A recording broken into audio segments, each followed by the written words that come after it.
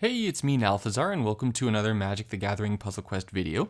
In today's video, I'm going to be going over Koth of the Hammer and how he has improved since the standard shift, along with some gameplay with him. So, let's get into it.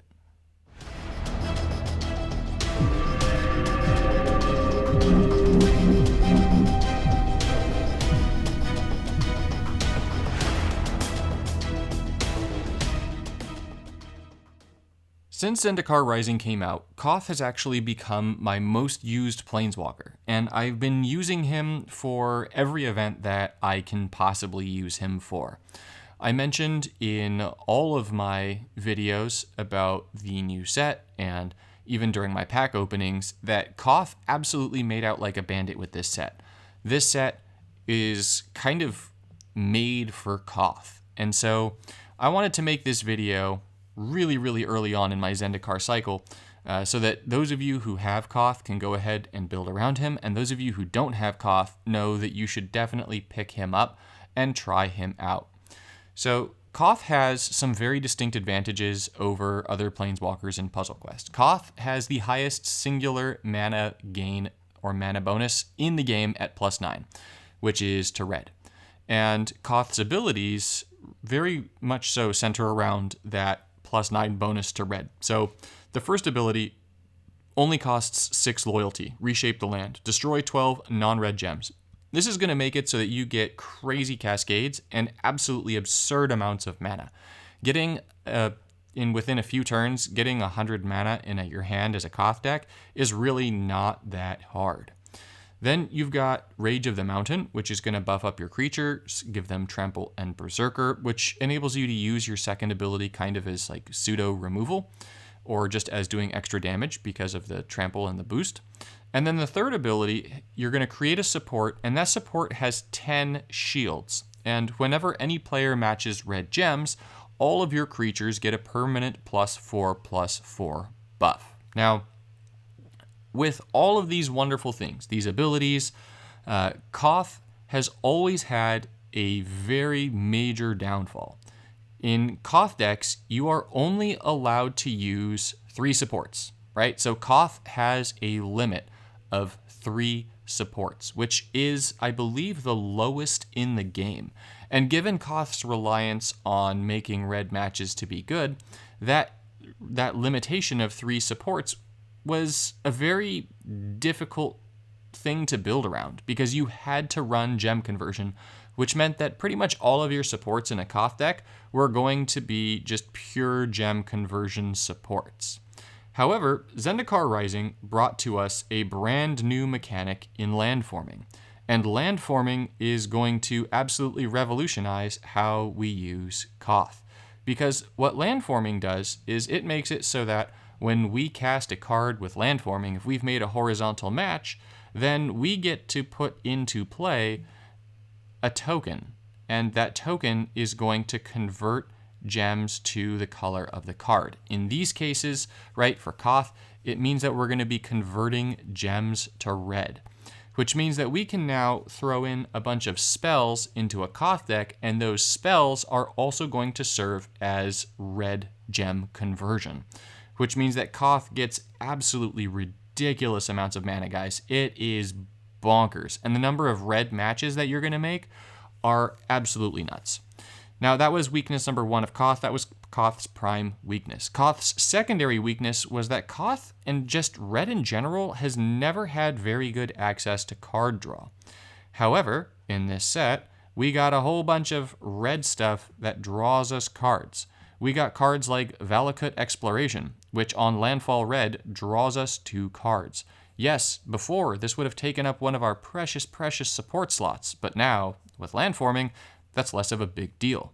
We've got Nahiri's Lithoforming. This was one of my top chase cards in the set. We're like a week into the set. I've already mastered the card. I'm telling you, I'm playing so much Koth, which is going to make it so that you've got 7 mana for the casting cost. You've got another 6 for the stored mana. And the mana bonus in your Planeswalker's colors are reduced by X until end of turn. X is up to 6, which means that Koth's base mana bonus for the red gets to drop down to +3. Then you're going to draw up to 6 cards and destroy up to 18 non-red gems, which is absolutely absurd. I've had this Lithoforming card just charge my entire hand with mana. It drew a whole hand of 6 and then charged that whole hand with mana, because even at +3 red, when you destroy all of the non-red gems, basically, like, you get these crazy cascades. Nahiri's Lithoforming is disgusting. And if that wasn't it, we've also got Valik Awakening, which is going to discard all cards without mana from our hand and then draw that many cards +1. And if that wasn't enough that it gave us card draw, it also has Landforming to create a support that's going to convert 3 gems to red. So red just got so many tools at its disposal, especially for Koth, that Koth became absolutely terrifying. He's an absolute beast.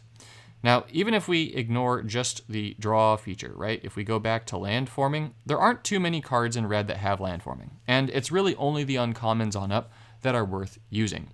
Now, Kazul's Fury requires that you sacrifice a creature, so that creature you don't even get to pick, it's just going to be your creature with the greatest power. This one is not so good. However, Spikefield Hazard is absolutely fantastic. If you think of a card like Dwarven Mine is a 10 mana support that converts 2 gems to red. This is a 6 mana spell that creates a support that converts 2 gems to red. So this costs 4 less mana, with the only downside being that we actually have to make a horizontal match, and then we also get to burn a creature. You can use this to burn your own creature, you can use this to burn your opponent's creature. Either way, it really doesn't matter, it's still going to give you something that converts gems to red. We got Shatterskull Smashing, which is terrifying. It does 20 damage divided amongst all your opponent's creatures, and then creates this wonderful support that converts 3 gems to red and increases your red mana bonus by 1, which means that Koth's red mana bonus becomes 10, which means that any red gem match you make is going to give you at least 13 mana, which is nutty. Like, seriously, guys, nutty. Now, the way that I've been building Koth has been, well, it's been based on a few different factors, based on some cards that are currently in Standard. So there are a few cards that indirectly got buffed because either A, they got fixed, they were bugged and now they're fixed, or B, just with the new cards that have come out, they've become absolutely busted. So the first of those cards, if you haven't been using it, is Sir Sarah. Sir Sarah the Bold has become an absolute powerhouse, especially in Koth. So she's 16 for a 5/5, and whenever this creature deals damage to your opponent's Planeswalker, or a spell you control deals damage to your opponent's Planeswalker, you fetch the first card from your library and give that card half of its mana. Now, it used to be that the bottom ability, Activate 2 to deal 2 damage to any target, that when you would trigger those Activate gems and have it deal damage to your opponent, even though it was Sir Sarah dealing damage, you wouldn't draw the cards. But now you do draw those cards. So not only do we have an absurd amount of red conversion, which means that we're going to be able to definitely cast all the cards that Sir Sarah fetches for us, but now we're able to fetch extra cards because of that Activate 2 ability. Sir Sarah is more powerful than most mythics in the game now. She is absolutely absurd. Goblin Goliath is another card that benefits very much so from this set. Your red mana bonus is going to be absolutely absurd, which means you're going to get a whole bunch of goblin tokens. And then if that wasn't the end of it, then you're also going to be getting them based on your red mana bonus, which once again, Koth's is crazy high, but the Valakut thing over here, right? The Shatterskull Smashing, which is going to create the Shatterskull of the hammer. Yeah, that's going to go ahead and increase your mana bonus. That's going to make more little Goliath tokens. Now, I will go ahead and say that Goblin Goliath is still bugged. The Activate 2 turn red is permanently giving your other creatures double strike. That should not do that. It should just be until end of turn. But even if it wasn't a permanent boost, it would still be nutty. Now, Goblin Goliath's pairing with Sir Sarah also means that Sir Sarah is going to have double strike, which means that when this creature deals damage to your opponent, which means it's going to be hitting at least twice, you're going to be fetching 2 cards and giving them half of their mana. If you also manage to activate the 2 gems, that means that Sir Sarah alone is drawing you 4 cards and giving all 4 of those cards half of their mana. Think about that for a quick second. That's so much draw and mana, which really takes care of a lot of Koth's weaknesses. Then we've got Whirlwind of Thought. Whirlwind of Thought makes it so whenever you cast a non-creature card, you draw a card and gain loyalty. The loyalty is largely inconsequential for Koth. You're going to get it by getting absolutely absurd gem conversion and matches and all of that kind of stuff. But it definitely helps here because it means that there are many turns where I can just use my third ability every turn if I want, or use my third ability one turn and my second ability the next turn. Let's face it, nothing's going to survive if you're using your third ability one turn and your second ability the next turn with Koth. That's just how it is. Now, even though red lost a lot of its removal, it did not lose Ruinous Ultimatum, and there is no Planeswalker that can cast Ruinous Ultimatum more easily than Koth. I can't tell you how often I just throw away a Ruinous Ultimatum from my hand with full mana just because I want to be able to get more cards, right? I'd rather not just hold on to it if I have one ready. So this card is definitely the best removal card in Standard, quite possibly in the game, and Koth can use it, and the mana cost is not prohibitive for Koth. Now, we've already taken a look at Nahiri's Lithoforming and Valik Awakening, but these are both spells that are going to destroy gems, give us mana, all that good stuff. I chose to use Castle Embereth in this deck over using Dwarven Mine, just because I like that it has more shields to it and it buffs my creatures.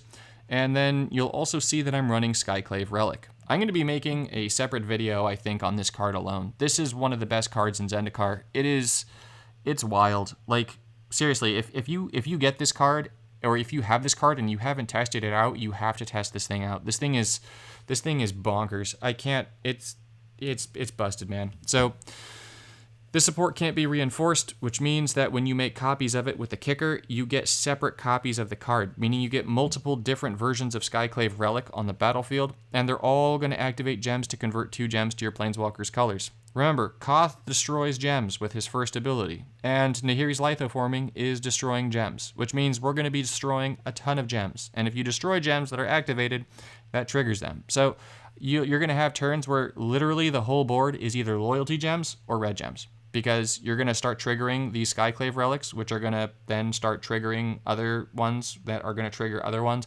And soon the whole board is going to be red, which means you're just going to get this big boom, and then you get like all the mana that you can ever dream of.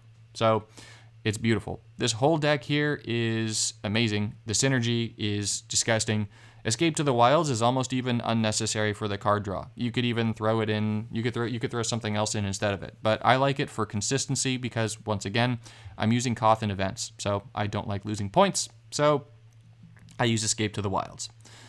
So this is my deck for if you've got like everything. This is like your dream deck, right? If you want to play Koth and you want to have a dream deck to aspire to, this is the deck to aspire to. This is the deck that you want to build. Now, fear not, I didn't only build an absolutely crazy deck with Koth. I actually went ahead and built a deck for newer players also. So how would I go? This is not my deck for newer players. Oh, man. All right. It's in here somewhere. No, where is it? And here's my deck for newer players. So as you can see on the top, apparently I made this as an event deck. I did not save this deck. Shame on me. But nonetheless, I did take a screenshot of it. So I have it here for you guys. Now, the idea behind building with Koth, right, and I decided to limit myself to no rares, no mythics, no masterpieces. Just make a deck with commons and uncommons, throw it into the training grounds and face off against platinum opponents and see what happens. Now you'll see that I have the Spikefield Hazard in the deck. Spikefield Hazard is that landforming card I referred to earlier. Both Needle Verge and Cragcrown Pathway are going to convert gems to red. And so when you play these two pathways, you actually want to make sure that you don't get the landforming on them, because the Cragcrown is going to... one of them gives you green, one of them gives you white for the landforming. I want to say that Cragcrown is green and Needle Verge is white. I don't know. Well, either way, you don't want the white or the green land. You just want the red. So you just don't make the horizontal match. It's kind of like you do the reverse of what you would do for landforming to make sure that you get those two lands. And so just the 4 top cards between Spikefield Hazard, Needle Verge Pathway, Cragcrown Pathway, and Dwarven Mine are all going to be able to give you just mono red gem conversion. Now, I know that I'm running all 4 of those, and likely you don't necessarily have all 4 of them if you're looking at this deck to play it. But nonetheless, you might actually have some of them. So the idea behind building around Koth is get as much red gem conversion in the deck as you can.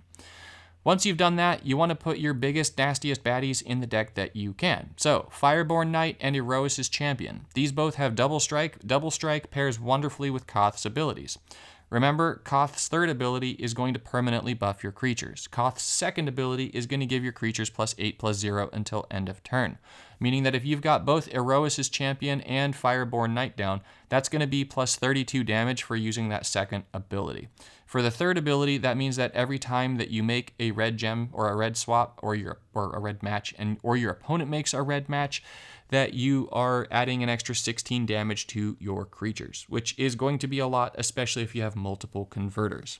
Stormfist Crusader I threw in here for card draw. Remember, we want to have card draw in all of our decks, consistent card draw, and Stormfist Crusader draws us an extra card every turn. Demolish is here to serve as support removal. Volcanic Geyser is here to serve as creature removal, as it burns something for up to 10. And Thrill of Possibility is here to serve as extra card draw. So no matter where you're at in the game, there are going to be builds for you that you can... So no matter where you are at in the game, there are going to be builds for you that you can use to make an absolutely killer Koth deck. Don't let Koth intimidate you. Put together a Koth deck as soon as you finish watching this video. Smash faces and get your little tee giggles out, because seriously, you're going to have them. It's amazing. It's ridiculous. So let's go ahead, jump into the gameplay that I have for you guys. It's beautiful. Alrighty, so this is going to be my match with the deck that has Mythics and Masterpieces. You'll see that my opening hand has both Whirlwind of Thought and Skyclave Relic. I'm freezing down the Skyclave Relic. That's because I want to make sure that I definitely play it for the kicker, right? I want the kicker so that I get 2 extra copies of the Skyclave Relic down on the battlefield. I am prioritizing playing the Whirlwind of Thought because I want to have card draw and loyalty. That's a big bonus. I'm going to go ahead here, use my first. You'll see what this does mana-wise. It's crazy. And this also means that we have that bottom match, right? That horizontal that we can use. So I'm going to go ahead and have the Shatter Skull Smashing go off here. And so that's going to destroy my opponent's creature. It's going to give me a red gem converter. It does sadly mean that I'm not going to be able to kick that first Skyclave Relic, but I was okay with that because I drew a second one. So because I have another Skyclave Relic, that's okay. Now you'll see that I'm already getting an absolutely ridiculous amount of mana. So I'm going to move the Skyclave Relic up above Escape to the Wilds. I'm going to move Sorcera up too. I'm going to go ahead and kick the Relic here, which is going to drain mana from Sorcera. I'm going to now have 4 Skyclave Relics on the battlefield, and that means that this next turn is about to get absolutely wacky with red gem conversion. You'll see that I've got a blue landfall right there in the middle of the board in just a moment. If I make that blue landfall, that's immediately going to convert 6 gems to red, and so may the gem conversion begin. I know that doesn't look crazy yet, but I'm just getting the board set up for what it is I want to do, right? So we get a gem conversion from our land, which triggers a Skyclave Relic, which is going to go ahead and get us more gem conversion. And then I've got both Sorcera and our beautiful, sweet Goblin Goliath in my hand. I'm going to go ahead and drop my third ability here, just because it's very clear that horrible things are about to start happening for Garruk. And so here's where you get to see the board start turning red, right? Look at my mana. Look at this. Look at that. That's an entire hand of mana right there. Just boom, a whole hand of mana. So that gets us Sorcera. That's going to get us the Goliath. Remember, at this point, with all the red gems, I'm definitely going to freely be able to match the Goliath's activate gems, which means that I'm almost assuredly going to be able to make it so that Sorcera is drawing me at least 2 cards per turn. I drew into that Evolving Wilds, Escape to the Wilds, right there, and so that's going to make it so that I'm able to play even more red gem conversion. Garruk thinks he's being clever by taking red matches away from Koth. He's not. That was a terrible idea. He's going to buff all my creatures twice here, which is very bad for Greg, very bad for Garruk. Garruk plays Garuda. Garruk is going to mutate Garuda. Garruk's going to bring his creature back.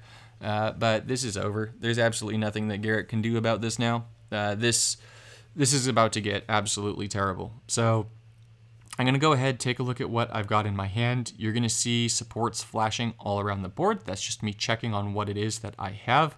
I'm going to move up the Ruinous Ultimatum. I'm going to go ahead and use my second ability to buff my creatures, knowing that this game is definitely over this turn.